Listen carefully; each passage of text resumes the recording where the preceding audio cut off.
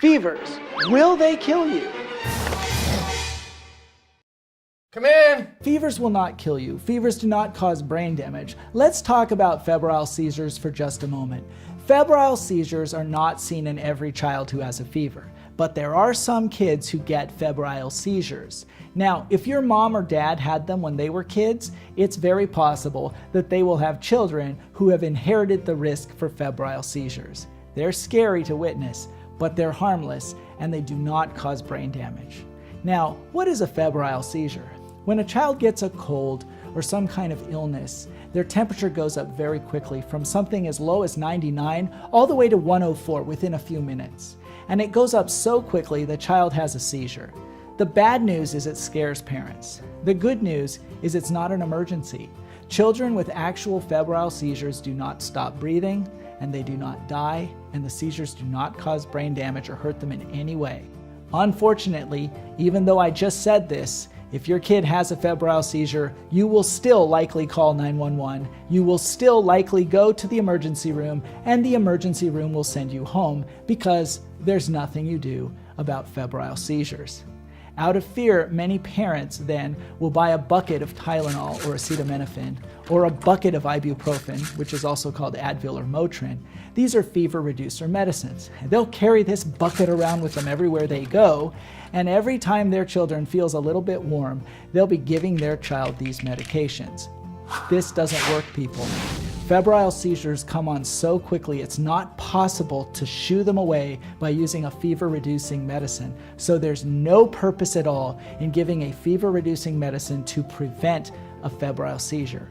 Remember, if you do it over and over again, ibuprofen can be dangerous to the kidneys. Acetaminophen can be dangerous to the liver. So if you're overdosing your child on these medicines all the time to try to keep the fever away like it's the boogeyman, it's not going to work. And in fact, you're putting your child at risk.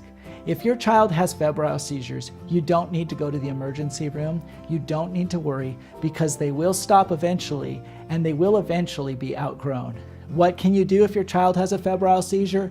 You can get them cool as quickly as possible with a quick spritz of water in the shower on their forehead or in their hair. You can use a cool washcloth on their head. Getting their hair wet helps a lot to lower the temperature, and it might help them feel a little bit better, but you don't have to go to the ER.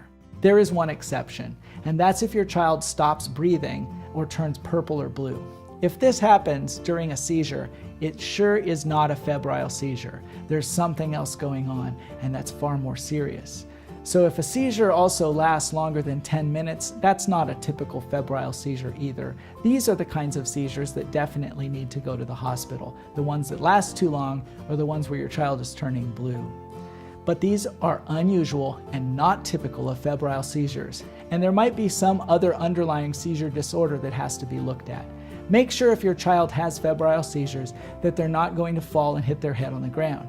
Usually, when they're about to have a seizure, they don't feel good, and they'll lay down as quickly as they start to get warm, and they usually don't fall and hit their head because they're already laying down. Febrile seizures don't cause brain damage though, and remember, high temperatures are not good for adults. If an adult has a temperature of 104 or 5, it'll knock them out. But a kid can handle really high temperatures, and it doesn't cause brain problems.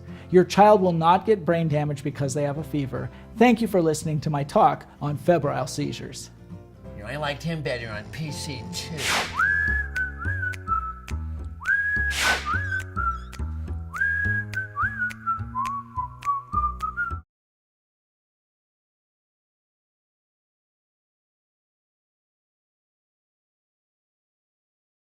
In a world where disclaimers are boring, one man... Excuse me, Mr. Movie Trailer Voice Guy, please just read the copy in front of you. Oh, sorry.